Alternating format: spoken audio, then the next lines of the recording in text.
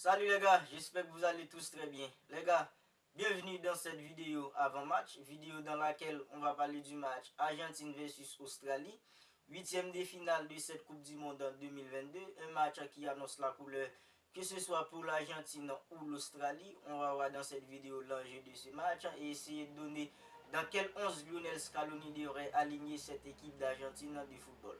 Alors, si c'est pour la toute première fois que vous regardez une vidéo sur cette chaîne, pour rappel, je m'appelle Lucien et j'ai créé cette chaîne dans le but de vous tenir informé de toutes les dernières actualités du football mondial.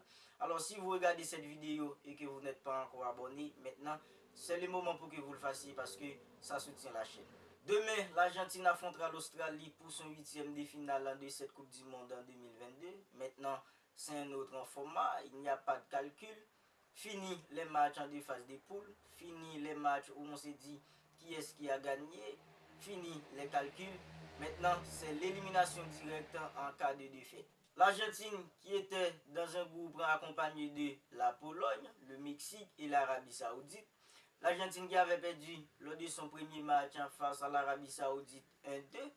Au deuxième match, gagné face au Mexique par 2-0 avec Lionel Messi, buteur et passeur décisif dans cette rencontre.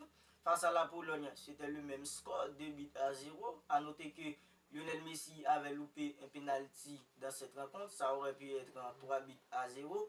Maintenant, on va affronter l'Australie qui était dans un groupe accompagné de la France et le Danemark. La France qui a terminé premier du groupe à 6 points. L'Australie, la même chose. 2 victoires, une défaite. Pour être honnête, on n'a pas imaginé une seule fois qu'on allait tomber sur l'Australie en huitième de finale. On pensait tous que ça allait être la France ou le Danemark. Mais l'Australie a bien fait son travail. Maintenant, on doit l'affronter en huitième de finale. On pourrait dire que c'est une chance d'affronter l'Australie en huitième de finale. Mais après ce qui s'est passé face à l'Arabie Saoudite lors du premier match de l'Argentine lors de cette phase de poule, je pense qu'on devrait être un peu plus prudent.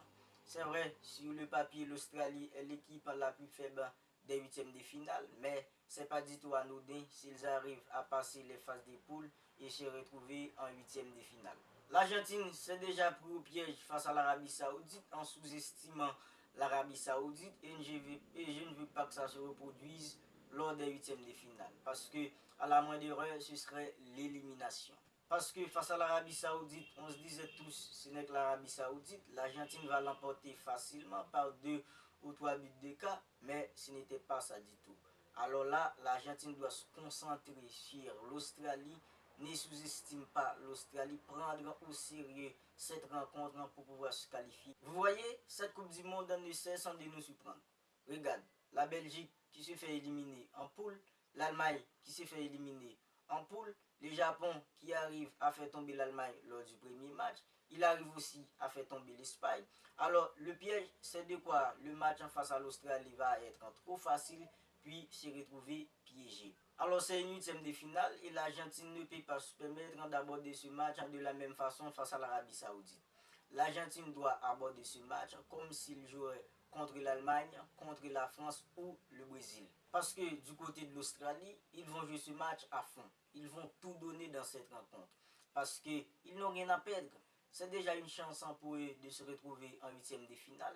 Et quand vous n'avez rien à perdre, c'est alors vous donnez tout pour pouvoir réussir. Alors l'Argentine doit se concentrer sur ce match pour ne pas se faire piéger face à l'Australie.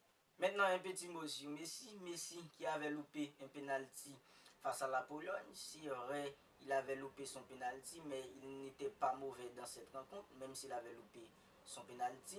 Maintenant, demain, face à l'Australie, on attend Messi dans la finition. Messi, c'est le leader technique de cette équipe d'Argentine.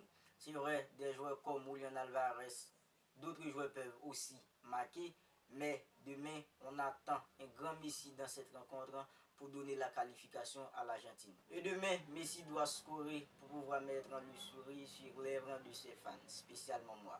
Vous savez, c'est sa dernière Coupe du Monde et on l'attend.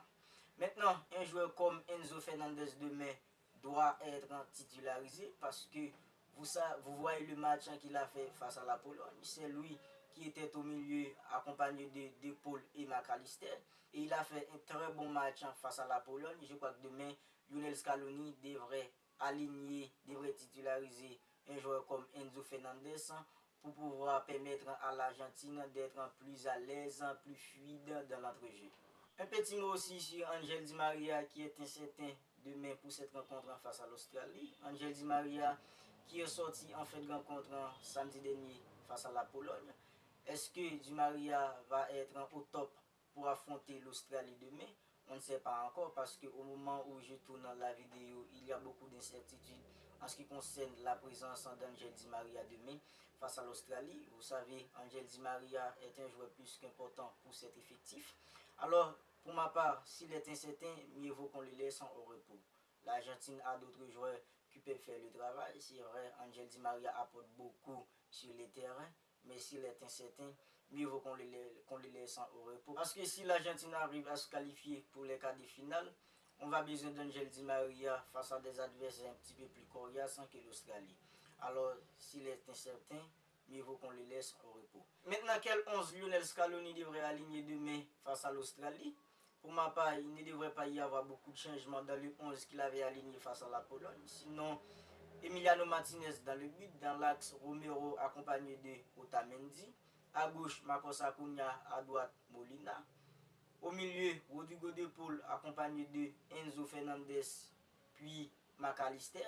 Devant, comme Di Maria était incertain, je pense qu'un joueur comme Dybala devrait prendre la place d'Angel Di Maria, Lionel Messi ou Leon Alvarez, Dybala devant. Je pense que ces 11 devraient faire le travail face à l'Australie pour pouvoir envoyer l'Argentine en quart de finale. Alors voilà les gars, c'est tout pour cette vidéo avant match. On va en rester là. Si vous avez apprécié, n'hésitez pas à me le faire savoir en me laissant un commentaire et aussi un pouce bleu. Et si vous n'êtes pas encore abonné les gars, n'oubliez pas de vous abonner pour ne rien manquer. Je t'en supplie les gars, abonnez-vous parce que ça soutient la chaîne. Je vous dis à très bientôt pour une autre vidéo sur votre chaîne Foot avec Lucien. Merci les gars.